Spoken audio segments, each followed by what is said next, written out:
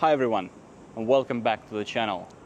Truly happy to see you here again. So today we're gonna talk about one amazing city I was very lucky to visit, and visit not just as a tourist, but as a business partner. So there are pretty many large business cities, production cities in China, but one of the cities is Foshan, is one of the famous and the best in the furniture industry. It's located actually in Guangdong province. It's maybe around 30 or 40 kilometers from Guangzhou, the city where I'm located right now. Foshan has several significant advantages that distinguish it from other cities. So basically there are like several key topics. First of all, the city has excellent weather conditions. The temperature doesn't fall below zero throughout the year, so perfect conditions, right? So number two, convenient geographical location, as Foshan is located at the intersection of the trade roads near a large port.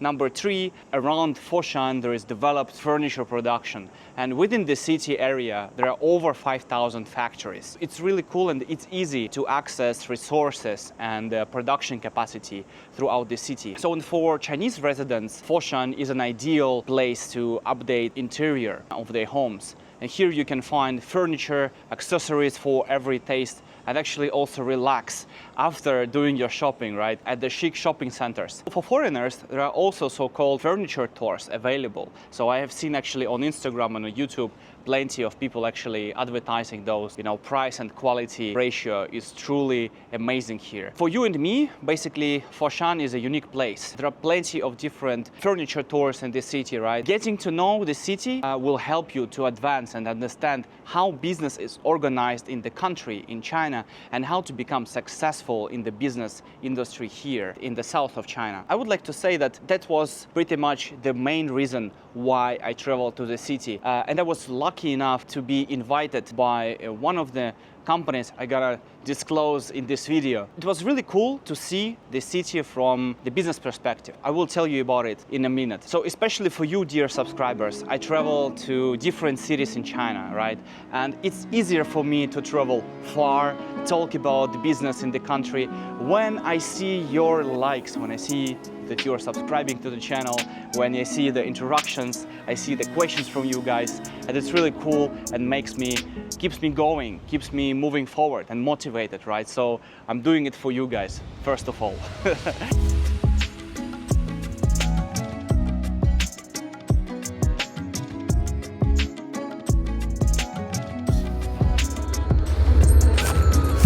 In total, I have been to Foshan twice, and I will tell you about each of those trips separately in this video. Let's start by disclosing, by actually understanding what company I visited in Foshan, what company actually I was invited to the factory, right? The Foshan Rongo door technology company.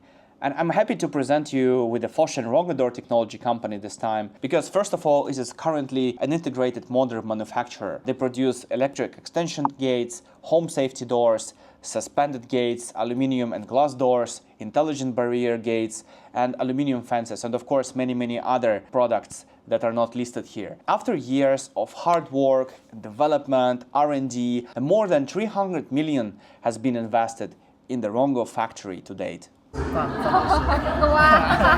And definitely, this is a people-oriented company. I learned it, I've seen it, I witnessed it.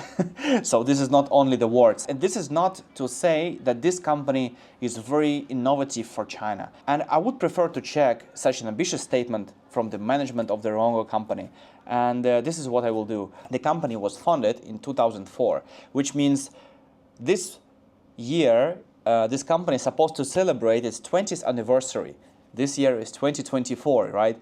And exactly what I did, I attended Rongo's birthday party with my friends, and that was actually my second trip here, which I will tell you about a little bit later, right? I first went to Foshan to get acquainted with the company. About 40 top managers attended a meeting actually in the office. They talked about Rongo, they presented different KPIs, they showed about the sales projection, what they have done, the strategy, they showed different presentations, different PPT slides, showed us assembled products. Right behind the office, the HQ, they have a factory where workers and machine works together, you know, the junction, the perfect collaboration.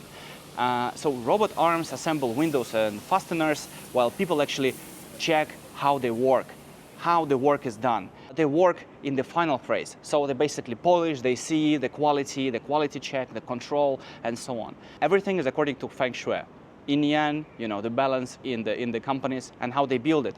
The many companies that I visited and many factories, they actually build in a very nice way, very sophisticated, but everything according to Feng Shui. This is very important for Chinese manufacturers, for Chinese businessmen.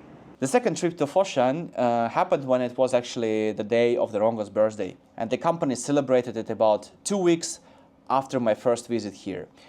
We went there for 2 days, and the event took place at the Marriott Hotel, very fancy one, international hotel, right? And they booked many places, they booked rooms for us as well, so we stayed actually in the hotel. And the company has more than 30 offices in China. There are also offices in other countries, which made it a very truly international company with international operations in Asia, Australia, and about 1,500 employees gathered for the celebration. There were top managers, ordinary workers, and what is more important is actually there were also family members of those top managers and ordinary employees.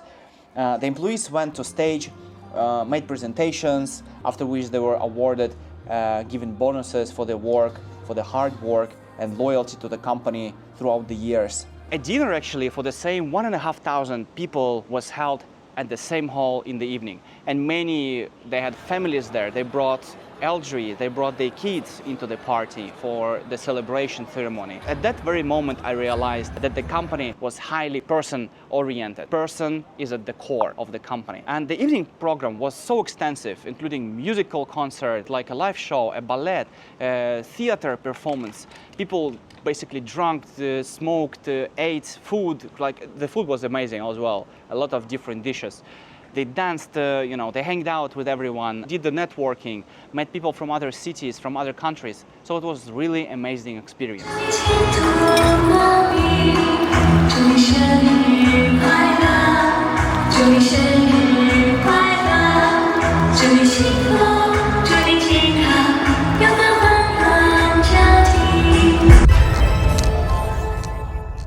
Regarding the music, the Chinese music sound actually quite specific to us, and this is explained by the fact that the instruments do not have the usual 7 notes, but 5 or 13.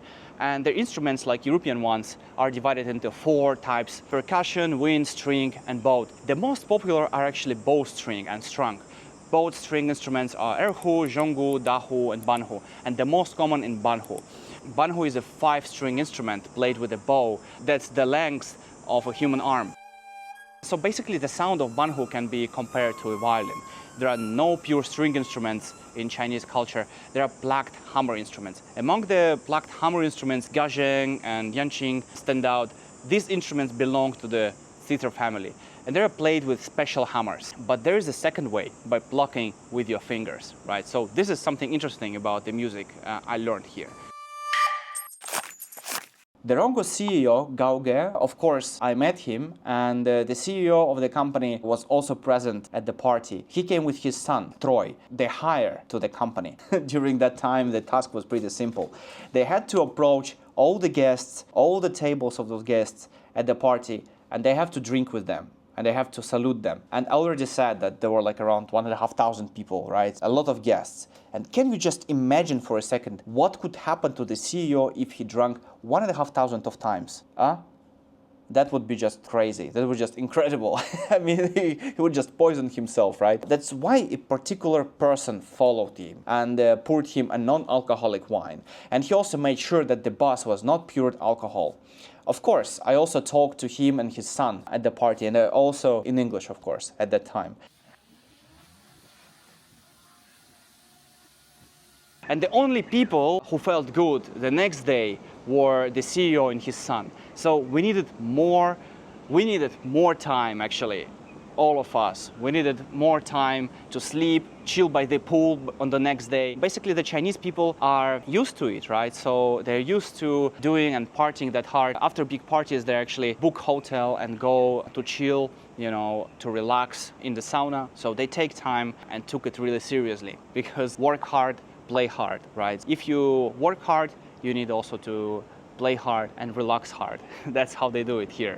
Guys, I also have some interesting facts about the company for you. You know, when this plant was founded 20 years ago, the CEO, the natural-born entrepreneur, took a designer from Germany, from East Germany as a partner, who brought also his own vision, his own touch from the Bauhaus style. And we are discussing an artistic style based on key geometric shapes: circle, square, triangle, and key colors, in which white predominates. The style in question is closely intertwined with the architectural movements of Cubism and Functionalism. By the way, I studied at the Bauhaus University. I took summer courses in Weimar in East Germany, and later I learned that it was an architectural university actually, because I studied design thinking at this university. In 2017 at this university I also met other Chinese students, Chinese architecture students at this university, who studied and practiced architecture and brought the knowledge back to their country. As you know, IKEA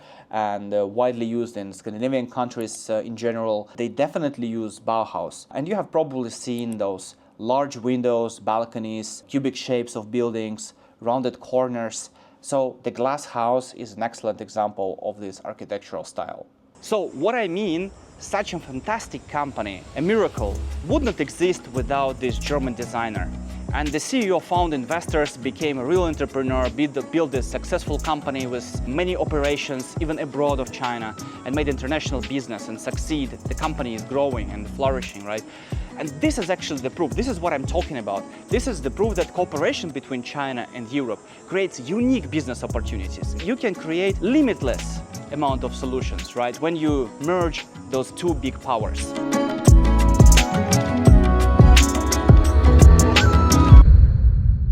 And by the way, I already mentioned that the CEO has the son. He was raising close to that company.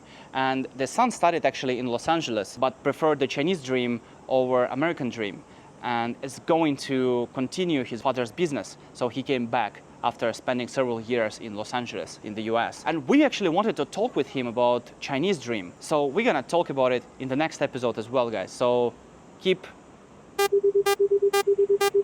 in touch with me. Subscribe to the channel, like the video, share it with your friends who might find it very interesting. And I really hope that you learned something new with this video. And see you in China or Europe. Bye-bye.